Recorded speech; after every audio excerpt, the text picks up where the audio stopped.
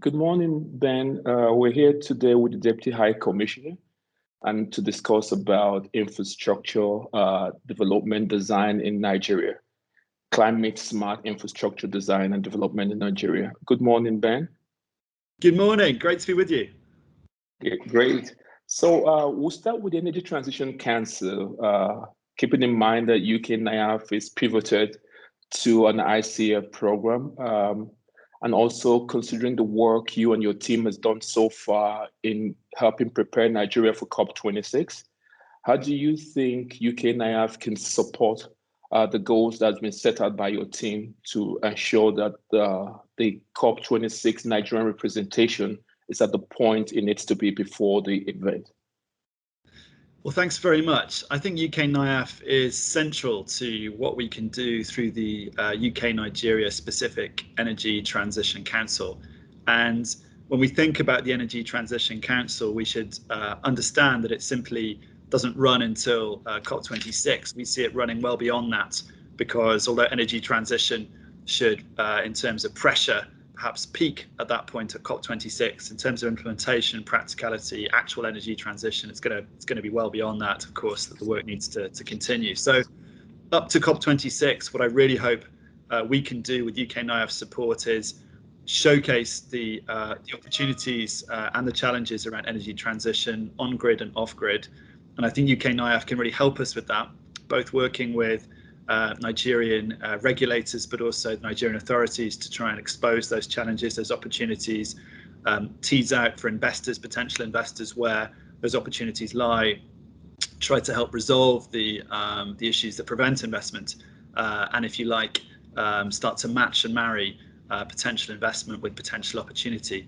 And I know that's not simple. If it were simple, it would have all happened by now. So we shouldn't pretend that. But I think the Energy Transition Council gives us a way of upping our focus, our intensity of engagement, and indeed our effort towards that. And I hope as we approach COP26, that intensity of engagement will increase. And then after COP26, really it will be to continue that work, to continue to try and address the issues that make energy transition, challenging in Nigeria, and particularly as we deal with the realities of context in Nigeria, to try and make sure that there is actual transition. I think a risk in Nigeria that we need to help see beyond is the transition stops at gas, and it shouldn't. It should go beyond gas into renewables, of course. So how we make that real, I think UK NIAF is critical too. Thank you so much, Ben. Just as a follow-up to that, keeping in mind that most of the challenges really, it's about coordination and bringing thoughts together, and also building the capacity within the institutions that will help, drive whatever agreements that are reached, even beyond the COP26, just in light of what we were talking about. And knowing that, like you said, the things you suggested, they look logical, but we know that in terms of implementation, they usually are not, for so many reasons, ranging from political economy to all sorts of things. In your view, the way you and your team had started navigating this whole process, what do you think are some of the key takeaways so far from the first engagement with government partners and the relevant stakeholders? I think that the first thing to take away is how much work is being done in this space, and I think there's a risk sometimes that people approach this as year zero, but of course it's not. There's huge amounts of work that's been done to try and encourage energy transition, to try and encourage infrastructure reforms, to try and encourage investment in the infrastructure space, particularly focused on energy. So acknowledging not just that work, but the progress made and the effort made towards it, I think is really important. I mean, the second thing I'd say is the reasons it's difficult perhaps to do some of this work are real, and we need to acknowledge them and work to overcome them. So I think treating with those reasons and not dismissing them is important. And naturally, in a competitive world where investment's looking for a location, we need to make Nigeria as competitive a space as possible to attract that investment as opposed to somewhere else. So that's really, really important. The third thing I'd say is that the goodwill and engagement of the Nigerian government, and we feel that. The Energy Transition Council Nigeria is chaired by the Minister of State for Power. with excellent engagement from the Vice President and indeed other parts of the infrastructure of Nigerian government. So there's a lot of both goodwill but also effort and application. So we need to, again, working with the grain of that, really let that Nigerian leadership show and show that to potential investors too. So lots that's been done, lots that's still difficult to do, working with the grain of Nigerian leadership. And then I think the added value, we hope at least, of the Energy Transition Council is allowing not just investors but development partners to sometimes recalibrate, but certainly refocus and help show what potential solutions there are. And as you say, the political economy, the context of every country is different. Nigeria has elections in 2023, and we acknowledge that. So what we can do before 2023 and what we can do after it, I think, is really important, just as what we can do before COP26 and after it's really important too. Yeah, thank you so much, Ben. I agree completely. Keeping in mind the work where we've done with the regulator, you allude to that UKNF has done over the years with the regulator to help create an evidence-based regulatory practice. From your experience, how important do you think an evidence-based regulatory practice is helpful, especially when we're trying to create a climate awareness across the different stakeholders that may have other priorities that they feel like climate is not at the top 3 of that chart, even though we know that it should be at the top just because of what we see are the realities of climate concerns globally. So I'd like to know from your view, how do you think an evidence-based regulatory practice can help build capacity and also share the type of awareness we're hoping to get out of the Energy Transition Council thinking?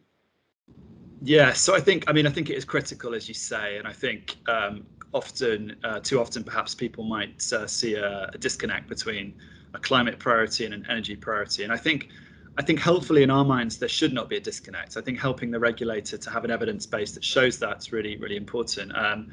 Good examples for me of potential engagement in this area would be metering, for example, where on the one hand, there's a very real appetite for data for an understanding of where energy is being used and accessed and how. And on the other hand, there's a very real need to check on energy efficiency and to ensure that price and use and waste is not, are understood. And then I think that adds to a sense of how Nigeria can meet climate targets, but also use the energy it has efficiently, roll out energy to further areas, and ensure that the sector is bankable, which is key. So I think metering is a really good example of how those priorities align or should align, and indeed looking at it through the prism of climate doesn't mean you can't see the wider issues that are needed around bankability, efficiency, access. So I think that's a really good example. I think for regulators, data is always critical, and understanding the impact of policy, allowing data to inform predictable regulation, I think is really important. I was talking to the COO of Ibadan Disco just last week about how important predictable regulation is to discos, and how indeed that kind of testing of potential regulatory changes is really important to how they can proceed and how other discos can proceed. So I think data is critical. I think climate is an aspect of that, and actually aligning priorities under climate is not a difficult thing to do once you realise how all-encompassing our climate approach should be, and indeed how data helps inform across the board. Thank you so much, Ben. Thank you. I agree with you completely. No follow-up questions on that. We're in agreement. But something you said that is quite helpful is around bankability, creating pipelines, project pipelines that eventually can get to transactional close. This is one of the key things UKNIF's infrastructure team has been working on across the board to help Nigeria build both the capacity and also pipelines of bankable projects. From our experience, we found out that this is quite an important space at the subnational level, as well as at the center. And with FCDO's approval, we've now started engaging more at the subnational level. One thing that we've all noticed is this whole socializing of climate smart infrastructure financing tools across the board. But we know that you've been doing this for a while. From your experience and in other spaces, how do you think How critical do you think this is in ensuring that climate sensitive or climate aware tools are used in the infrastructure pipeline selection process? How important do you think that is to support the type of work that the Energy Transition Council is doing, but more broadly, our long-term plan to cutting emission levels globally? Yeah, no, it is critical. I mean, again, context matters. Nigeria is a country with subnational structures, with states, with larger economic areas. So dealing with that is completely reasonable and the right thing to do. And I think when it comes to socializing the possibilities of climate smart infrastructure and indeed getting both buy-in and technical buy-in, it's absolutely critical that we see subnational structures engaging with that and, if you like, making real on the commitments that are being made at federal level and helping federal level to show how those commitments can be made real. It requires both the federal and the subnational to work together. That's absolutely sure. I think a second thing as well is that at a subnational level, there's perhaps sometimes a greater understanding of how local context can make a difference to the kind of infrastructure that's both needed, practicable, maintainable, so sustainable overall. And I think that's really important. And Nigeria's just very real geographic diversity makes a huge difference to how that can be done in a meaningful way. And then just thirdly and finally, I think our experience shows that you can't do enough of this, and actually implementation of policy in any country is critical. It's true in the UK as it is in Nigeria. It's great to have an abstract idea of what policy should be, but the practical, both implication, application, and understanding of what climate smart infrastructure can be is critical, and that only happens really at a local, at least at a subnational level. So totally critical and absolutely fundamental to what we need to do. Thank you so much, Ben. Thinking of the economic sustainability plan of the federal government of Nigeria, all those things are offshoots of the COVID pandemic era. There was a plan, but with COVID, that plan has been enhanced. And we know that the key targets they have set out, and one of it is to increase private finance coming into the infrastructure space. UK NIAF has worked very diligently with the team, especially as it relates to creating confidence for investors to come into the energy space, into the road space, into other aspects of infrastructure. And a few things continue to reoccur, and one of it is capacity across the board. So even at the subnational level, we still run into issues of capacity with the attrition rates. People are passing through the public sector. Non-professionals are assigned to professional areas.